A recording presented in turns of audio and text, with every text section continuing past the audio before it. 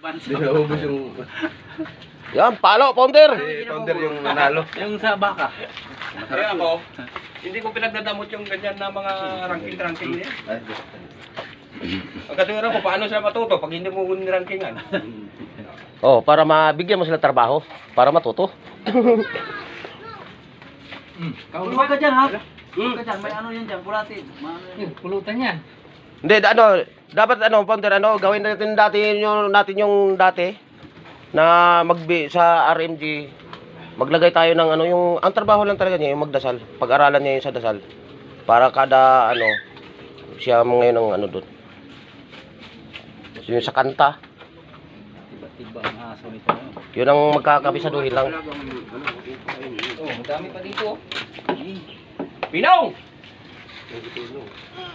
Kumain na ba yung loko na yan? Puntayin mo rito. Sabihin mo, nandito si Nonoy, mabilis yan.